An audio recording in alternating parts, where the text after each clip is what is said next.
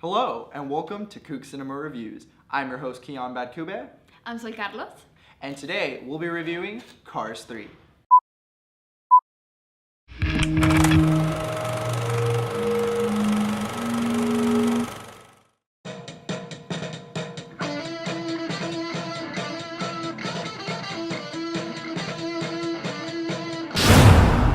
Mr. Sterling, what is this about? Cars 3 follows the journey of everyone's favorite race car, Lightning McQueen, as he faces the inevitable reality that he is no longer the youngest and fastest rookie racing car he once was. Blindsided by a new generation of blazing fast cars, he finds himself pushed out of the sport that he loves. Hoping to get back in the game, he begins a long training journey in order to prove he is still the best by winning the Piston Cup once again. Did Cars 3 redeem itself from Cars 2? Let's find out. Alright, so I guess general thoughts are, it was okay. It was meh. For me, exactly, that's a perfect word.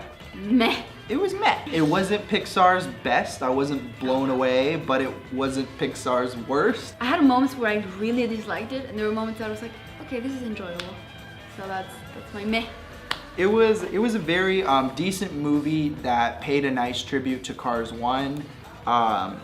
It paid tribute by bringing the focus back to Lightning McQueen, because I think people's biggest complaints about Cars 2 was that it wasn't advertised as a sidekick spin-off movie, but that's what it turned into being, Yeah. was a sidekick spin-off movie. But this movie, it brought it back to its roots and it focused on Lightning McQueen, and so, we'll take that. What did you think about the humor? I thought it had pretty good humor. I laughed at parts. Well, okay, I noticed lots of kids laughing in the screening, but I personally did. I mean, I laughed a little bit, but I didn't laugh out loud most of the time. I don't think it was comedy, film. I think it's more of a serious film, so I think it was well balanced. The humor, I would say, it's not in your face like the Lego Batman movie that was trying to joke after joke. This was more balanced really well, I would say. Yeah. The animation was very well done. Pixar as usual, they did really good with the fast animation of the cars and everything. Yeah, but also I think it was really realistic. Yeah. In a way that when they're training, you can see all the amount of detail. The water When they spectacular. they did something to where you could see the shine of his new car. I was gonna say that. I noticed that, it's and I was so like, beautiful. I was like,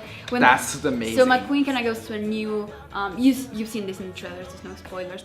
He goes through a new transformation, and the way they put the paint is just so wow. I love the new style. I loved it. It was really. Something that I wasn't expecting that you might possibly consider going and seeing it for. The movie actually ended up tugging at my nostalgic feels. When the first Cars movie came out, I was probably I think 5 or 6 years old. And so regardless of whether I like the Cars series or the Cars trilogy or not, in a way I kind of grew up with Cars.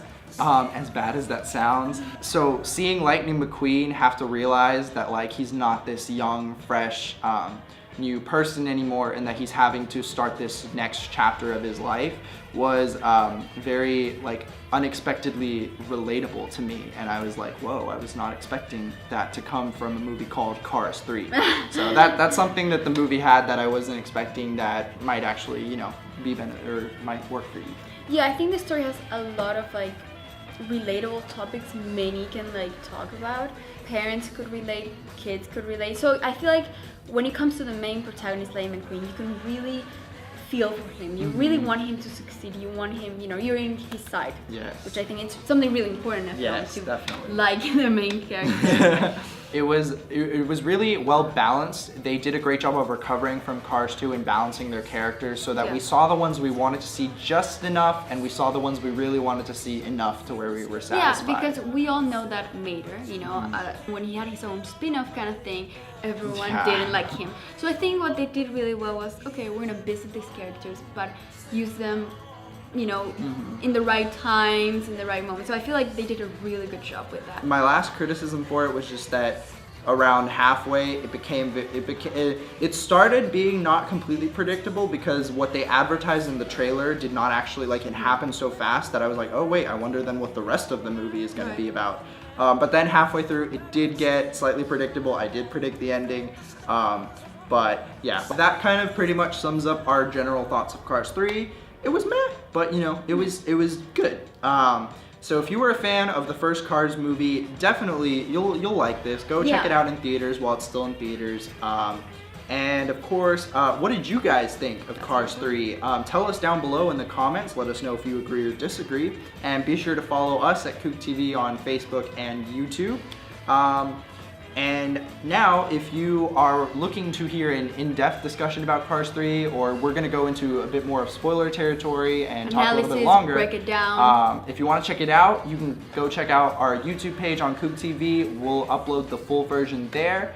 If not, then I'm your host, Kiyan Badkoubeh. I'm Zoe Carlos. And we'll see you next time.